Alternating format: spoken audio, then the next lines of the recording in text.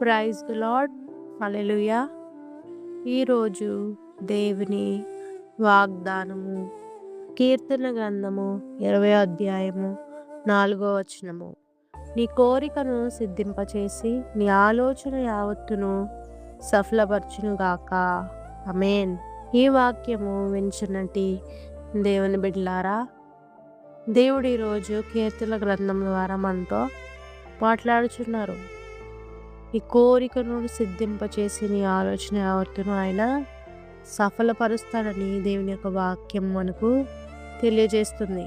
మన విజ్ఞాపనలను, మన ప్రార్థనలు ఆయన ఆలకిస్తున్న దేవుడు కాబట్టి తప్పకుండా నువ్వు ఆయన్ని ఏమైతే అడుగుచున్నావో, తప్పకుండా మీరు ఏదైతే దేవుని ఎదుట ప్రార్థన చేస్తున్నారో, దేవుని ఎదుట దేని కొరకే మీరు విజ్ఞాపన చేస్తారో వాటిలన్నిటినీ ఒకానొక రోజున ఆయన సిద్ధింపచేసి వాటిని సఫలపరుస్తారని దేవుడి వాక్యము తెలియజేస్తూ ఉంది.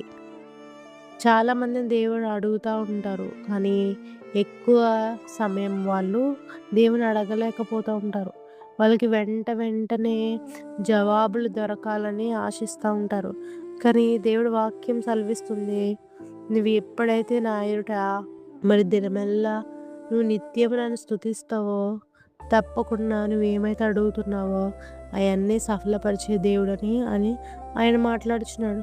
చాలామంది ఇలా అడిగి ఇలాగా విశ్వాసం లేకుండా ఉంటారు. కానీ మనకి నిత్య విశ్వాసం అనేది ఉండాలి.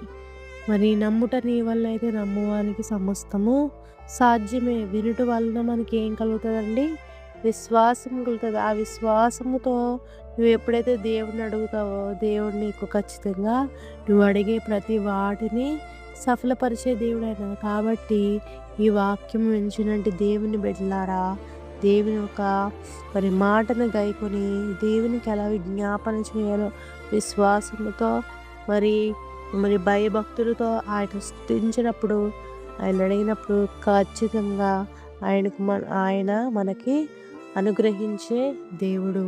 ఈ వాక్యము మిమ్ములను, మీ కుటుంబములను బలపరిచిందని నమ్ముచు ఈ వాక్యము దేవుడు దీవించి ఆశీర్వదించుగాక.